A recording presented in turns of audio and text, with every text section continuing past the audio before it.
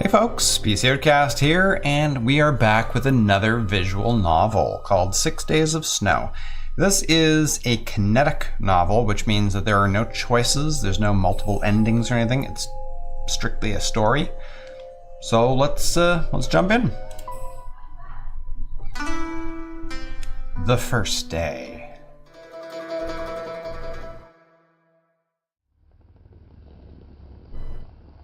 It was a dark night and the snow was falling thick and heavy beyond the windows of the car. Everything was pure white like a saucer of milk that had upended over the earth. It looked pretty. At least it did when observed from within the confines of the taxi, but I felt a surge of sympathy for whoever might be outside on such a night. The snow can be unforgiving, especially on a mountain like this. Why else would there be so many stories about strange, pale-skinned women that lure unsuspecting men to their icy graves? In a remote place like this, how long would it take before anybody uncovered your corpse? A day? 2 days? A whole week? Perhaps a month? Being a writer, I couldn't help but ponder such morbid things, though I admit, crime fiction has never been my forte. It's always been my belief that there is enough unpleasantness in real life, we hardly need to fabricate anymore. Sachiko says that's because I'm sentimental. Apparently, it's one of my better qualities. Sachiko says, sentiment manifests itself in my eyes. I have unusually pale eyes. My wife has quite a way with words. I sometimes think her talents are wasted as a wife and mother, when she might have been an untapped acumen for storytelling. She's certainly good at gossiping with the other women who attend art classes with her every Wednesday. Sachiko, however, always blushes and shakes her head whenever I suggest this, even as a gentle joke. She says she's more than happy looking after me and our 2 sons. Searching for any greater purpose in life would be presumptuous. I appreciate it, I suppose, but I wouldn't mind if she had a touch more ambition beyond preparing the perfect bowl of miso soup in the mornings. Not that Sachiko's miso soup is anything to be sneezed at. Sneezed at? That was one of the things I was going to miss the most, I thought, as the car drove on through the night. Sachiko's miso soup. Miso soup at the Azami Inn would be perfectly fine, I was sure, but it wouldn't be the same. It wouldn't be Sachiko's. This might sound awfully prosaic, but when food has been prepared by the hands of a woman who loves you and has loved you for 25 years, it acquires special properties you can't find anywhere else. Maybe that's the best definition of marital bliss. Being able to enjoy breakfast together every morning with a small shared smile despite not having all that much to talk about. It's a comfortable, humdrum kind of existence, I suppose. But the further I ascended into the mountains, the more it began to slip away. With each and every mile I covered, the further away my banal life with Sachiko seemed.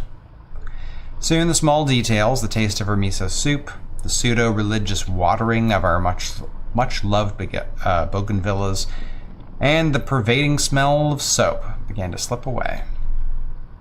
I must confess, I was not awfully sorry to be saying farewell to any of it. It wasn't that I did not care for Sachiko, because I did. I still do. We'd fallen into a rut, that was all. We'd grown too accustomed to one another, and perhaps I was taking Sachiko and her miso soup for granted. It's hard to appreciate somebody when you see them every single day and you recite the same pleasantries to them, and then they repeat the same pleasantries back. It's too predictable. It'd be like playing shogi, while being able to read your opponent's moves 5 turns in advance. Where's the fun in that?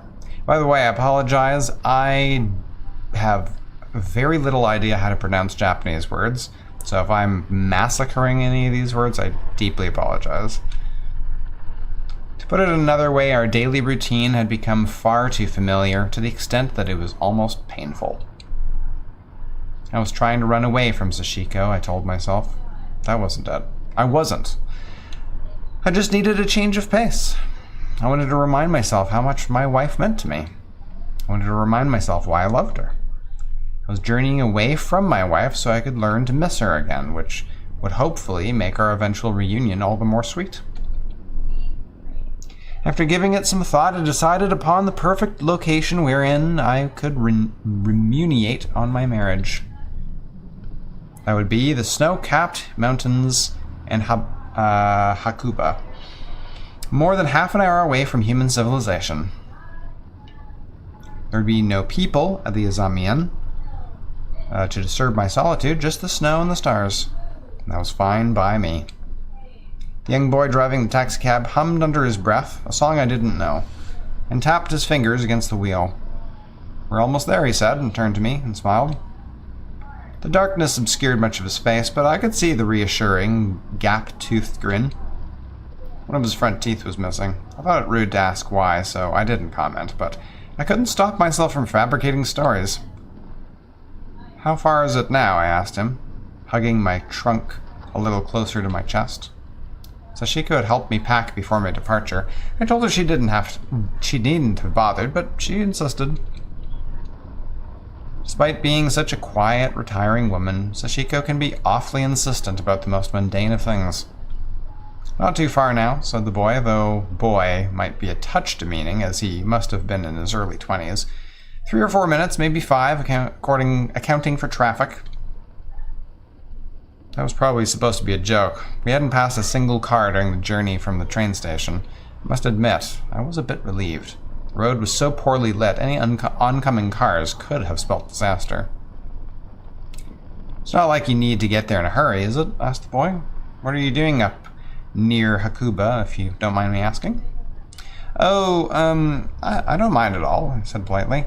"I'm a writer. I thought going somewhere remote would help me focus, generate a few ideas, that kind of thing." "Oh, an author." He whistled. Sounded genuinely impressed. "Written anything I'd know?" "I doubt it. I'm not well known by any means, but I make enough to pay the bills." "Well, what more can a man ask for? I'm not too world-wise, but that sounds like a success story to me. Not many people who want to be authors make so much as a penny." "Ha, yeah, I suppose so," I said, running a hand through my hair. "Sometimes I forget. I have a lot to be thankful for." "And what kind of things do you write? Newspaper articles? Journalism?" "Some poetry. I released a novel a couple of years ago, too." "A novel, is it?" he said, and he whistled again. "Now that is fancy. I could be ferrying around the next, Ogimori? Oh, I would doubt I would ever reach such levels of fame. I just dabble, really." "Well, I hope you include me in your next literary effort, Mr. Tanabe. Tanabe E.G. "All right, Mr. Tanabe. I'll remember that." And he nodded his head determinedly, like a chicken pecking up words. That was a cruel simile, though, and I chastised myself for thinking such a thing. I hadn't realized it, spending so much of my life inside the city, but I could be quite a snob. That was another reason I told myself why going to the countryside would be good. It was always useful to see new sights and broaden my horizons. Open my mind. The moon up ahead, shining in the apex of the sky like a pearl, split this swirling fog and snow with pale rays of light. In the dark, the moonlight looked lethal, ethereal. It was the kind of moon so perfectly round and full that could drive one to madness. "You better include me in your next novel, Mr. Tanabe," said the driver with his distant gap-toothed smile, and I found myself thinking that maybe I would. It wasn't a character that was easy to forget. The teeth helped. "I'm Hanada Yasuki? Yasuki. Pleasure to meet you." "Oh no, the pleasure is all mine," I demurred, and when the young taxi driver, Yasuki, teetered. Incredible. A writer saying it's a pleasure to make my acquaintance. I never thought I'd live to see the day. He sounded so bemused that by the idea I smiled. "You know, if you really want something interesting to write about for your next novel, of course, there's no better setting than the Azami Inn," said Yasuki companionably. companionably? I have never seen words used quite this way. After a lull in the conversation, it's beautiful around there. Not that I have much of an eye for it, still. All the snow and the hills and this quaint little building out in the middle of nowhere. Very pretty. Yes, sounds delightful.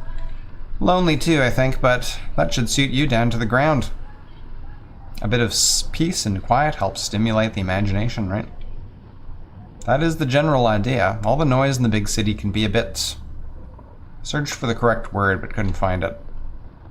Maybe it had been stolen by the snow. Oh, I can imagine, said Yusuke. Sensing my discomfort, I've lived around here all my life, but still, the big city, eh? The big city indeed.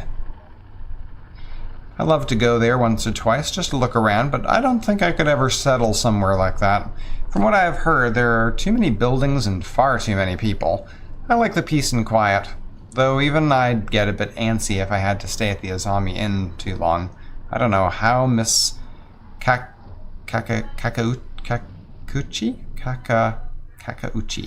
does it. Kakauchi.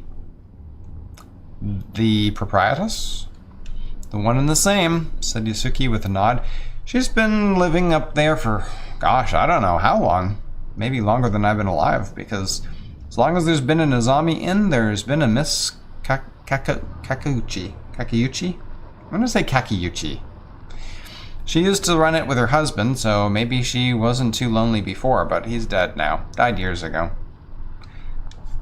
I looked at Yusuke, intrigued. Ideas began to grow inside my head, just like acorns sprout into proud oak trees. What happened to Mr. Kakauchi? I asked as casually as I could muster, but my efforts were probably in vain. I'd already told Yusuke I was a writer, and people never trust writers. At least, they shouldn't. We crowd around misery like vultures and pick the bones clean until there's nothing left. Yusuke didn't seem to be the most intelligent of people. Was still sharp enough because he grinned. It was a wolfish grin, all too fitting for the large pearly moon. Ah, so you're interested, are you, Mr. Tanabe? He asked. It is an interesting story, I can't help myself. Rather well known, too. There are all kinds of stories about the Azami Inn, as I said, and Miss Kakauchi. Not all of them are pleasant, and I don't believe half of them, but they're very interesting. I should let you know before you continue that I don't write crime stories. Ah, well, more's the pity, said Yusuke with a shrug. When you get a pretty young woman and a dead husband, there are bound to be rumors, but the truth is a lot simpler. He was old, Mr. Kakauchi, a good two decades older than his wife, and you know, when you're old and you live up in the mountains, chances are you'll catch a cold at some point and you won't be able to fend it off. So he died, just like that.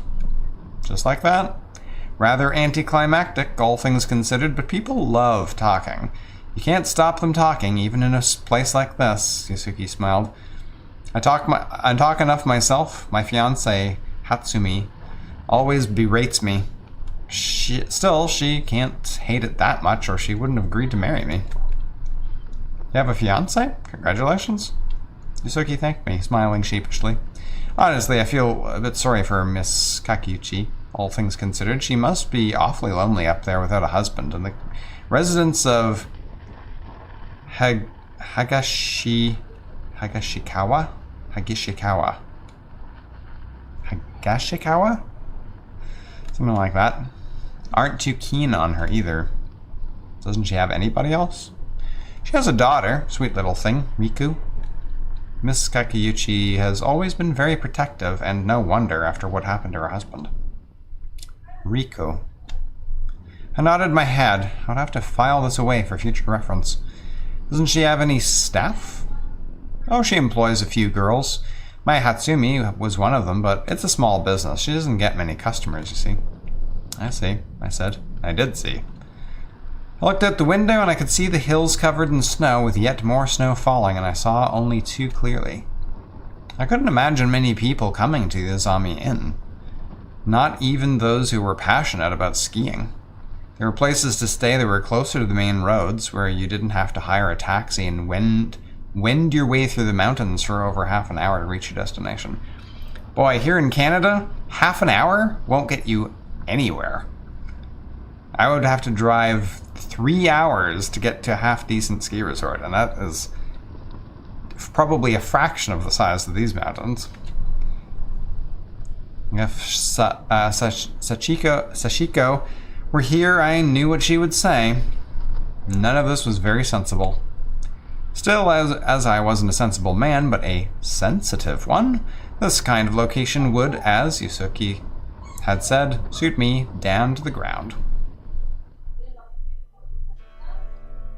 Good start. I apologize for arriving so late. My train was delayed. It's quite all right. I expected as much given all the snow. The woman I presumed was Miss Kakayuchi replied, I'm happy to receive any customers, no matter how late they may arrive. Business has been slow? What do you expect? She asked with a touch of wry amusement in her tone. Her voice was soft, but there was a certain bite to it, some hardness I was not able to pin down. Perhaps a touch of hardness was only to be expected coming from a woman who had lived in this inn high up in the mountains for so very long. Had she been softer, I wondered, when her husband was still alive? I would never know. Now, Miss Kakayuchi, how can I describe her? Words failed me at the time, and they fail me even now.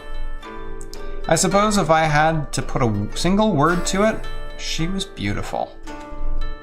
But that wasn't entirely right. She was the kind of woman who had been beautiful once, beautiful enough to drive men to distraction, but old age had tempered some of her beauty, softening the edges so it no longer had an acute, piercing effect.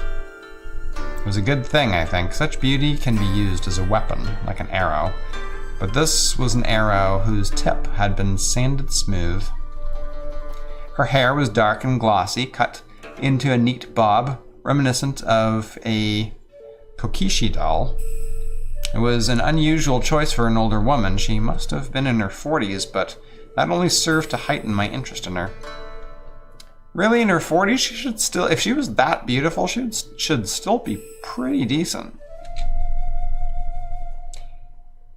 Her eyes were the color of roasted tea leaves, and they were lined with thick, long lashes.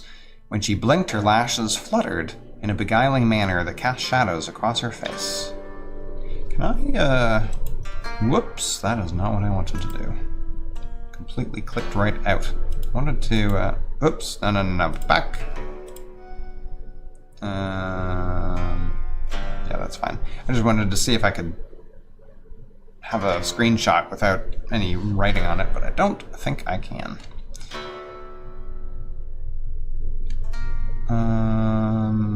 When she blinked, her lashes fluttered in a beguiling manner that cast shadows across her face. Her skin was pale, and though there were some wrinkles around her mouth, it was unblemished, save for 2 small moles no larger than pinheads beneath her right eye. She wore a modest kimono of muted colors and stood there regally, her hands held in front.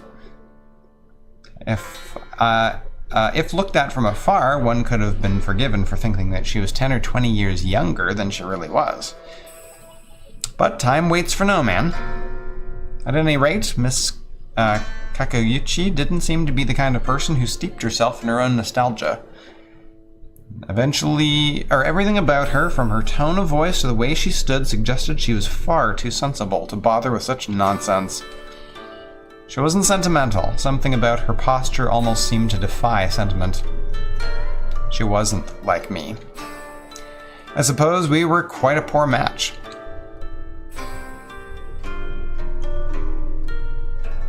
In any event, I hope you enjoy your stay at the Azami Inn, said Miss Kakayuchi.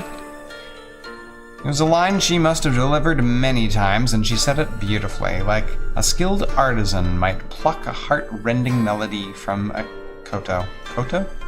Koto? I don't know what that is either. I must confess, I felt rather abashed. I'd been imagining in my city-born and bred hubris that the folk who reside in the countryside were simpler than I, somehow. I had been wrong.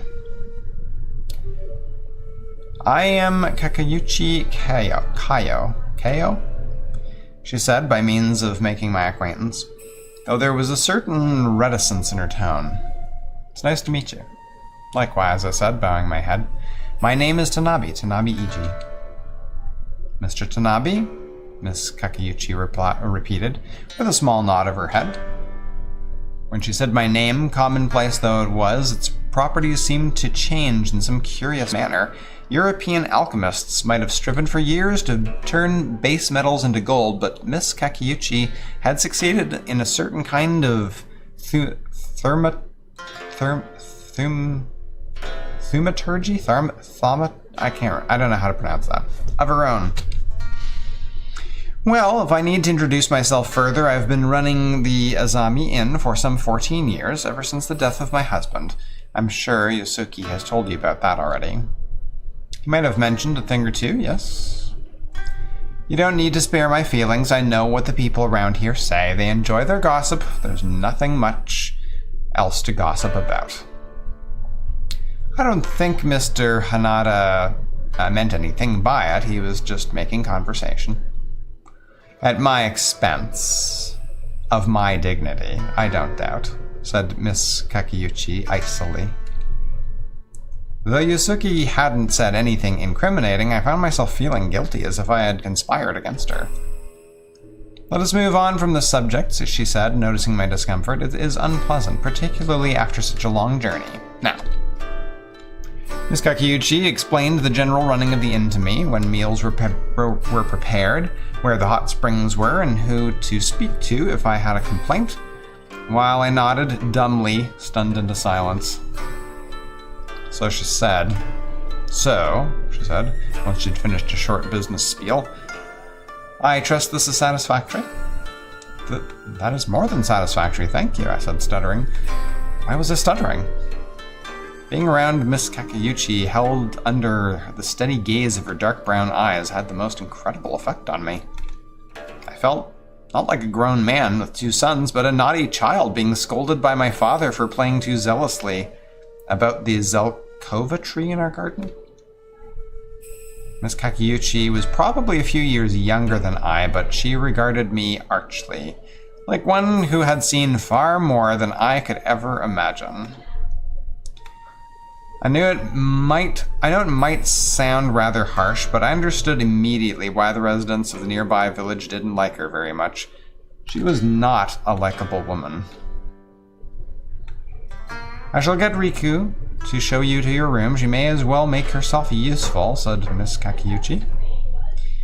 With that declaration, the proprietress turned, her bobbed hair fluttering, and called out in tones that would have made an emperor balk. Riku!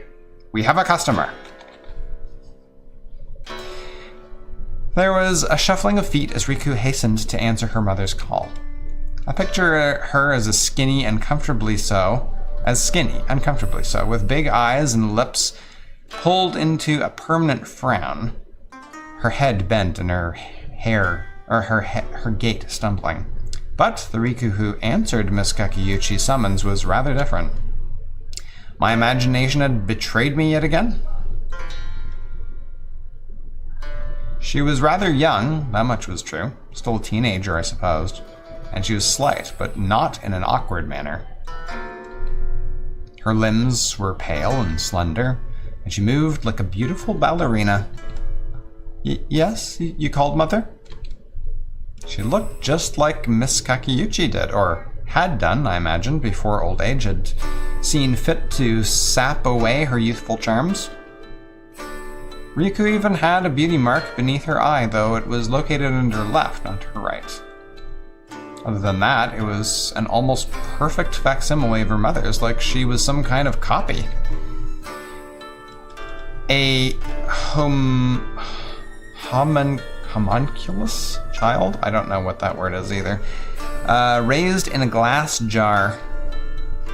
But these thoughts were rather too fanciful. This is Mr. Tanabe, said Miss Kakeuchi, gesturing towards me. He has recently arrived from Tokyo. Can you take his bag and show him to his room? It's the one you were preparing earlier on the west side. Of course, said Riku, with a small bow of her head. I shall do it at once. She bent to pick up my bag, first brushing the sleeve of her kimono to one side, when No, no, no, that will never do. Riku flinched at the reprimand. She was now halfway between retrieving my case and standing straight. The sleeves of her kimono were still rolled back, and I could see her arms. They were as pale as the snow that fell outside, shot through with delicate blue veins. Though I wanted to, I could not bring myself to look away. When you're picking up luggage, Riku, you shouldn't let your sleeves bunch up around about your elbows. It's unseemly, said Miss Kakayuchi. I'm sorry. Don't apologize, said Miss Kakayuchi coolly, for I have told you this time and time again. Try to remember next time. Please. All right. Riku sounded so despondent, any words of reassurance I might have thought to offer died on my tongue.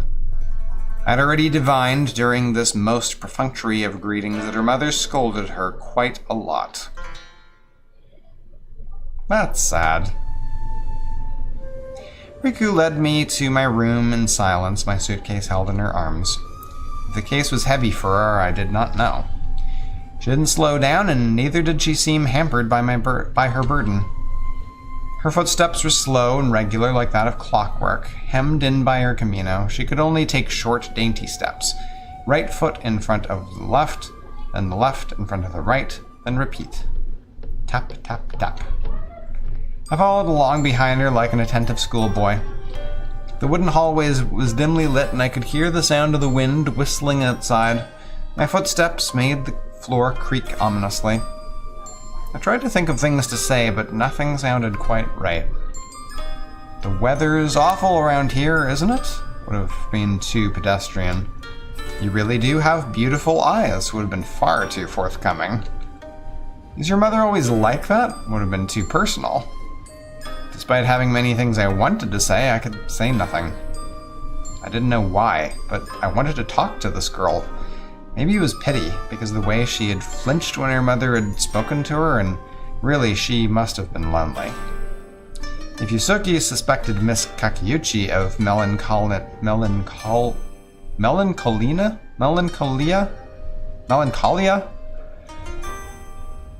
then what about her daughter?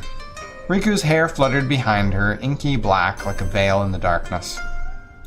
But though she was small, Riku did not tarry in her march. Instead, she continued, as quiet as a mirror and just as inscrutable. Tap, tap, tap. Even back then, I was enamored with her. Maybe it was the romance of the situation. I mean, how could you blame me? There was something very poetic about Riku's plight. An uncommon beauty, hidden from prying eyes, lost amidst the ice and snow.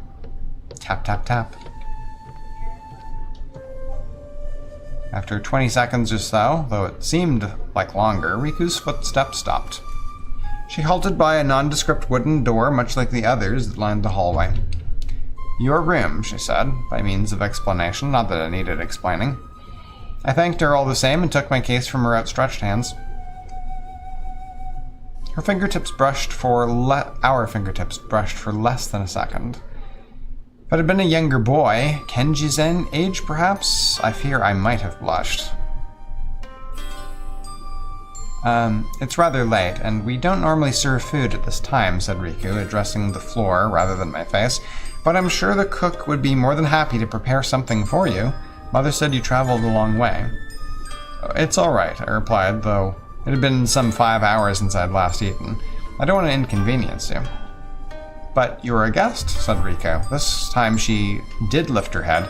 Doesn't that give you the right to inconvenience us? Us just a little? You're paying for the privilege. I blinked. Words once more were conspicuously absent. She was actually smiling. So she did not dislike me, and neither was she afraid. She couldn't have been, to joke with me so casually. For that was what it was, wasn't it? A joke. I couldn't stop myself from laughing. It was a small laugh, really, but then again, Riku's smile had been rather demure. A hearty chuckle wouldn't have suited the atmosphere, and I've never been one to laugh that much. I'm too self-conscious.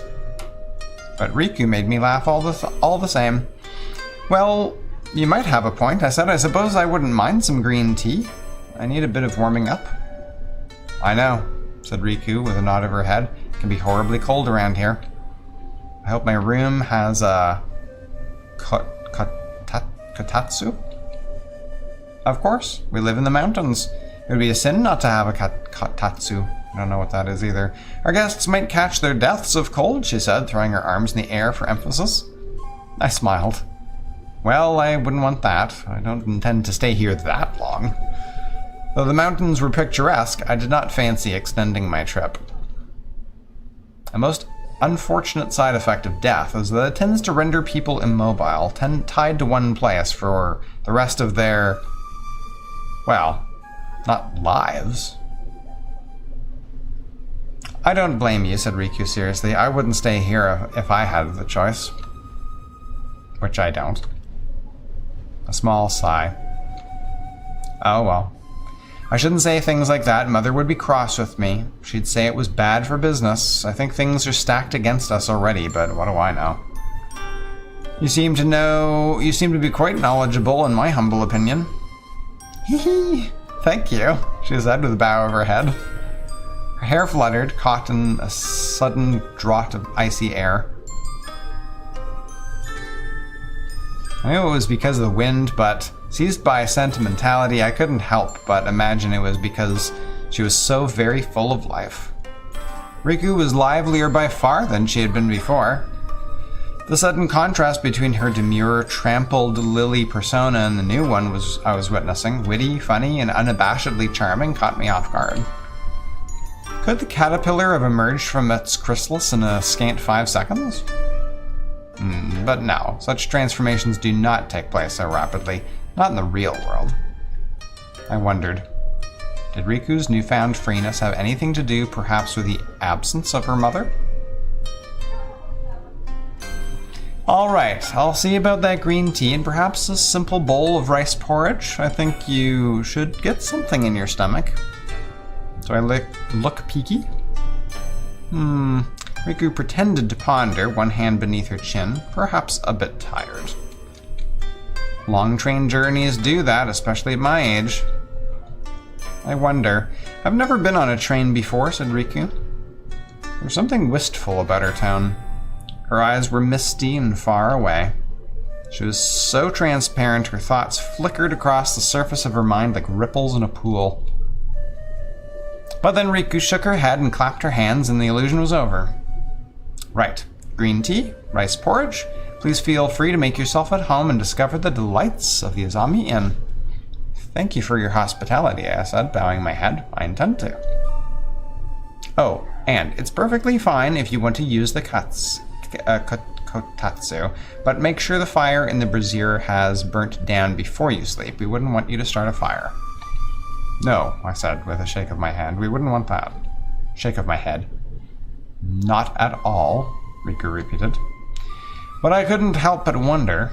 Inside her amber eyes, I swore I could see flickering flames.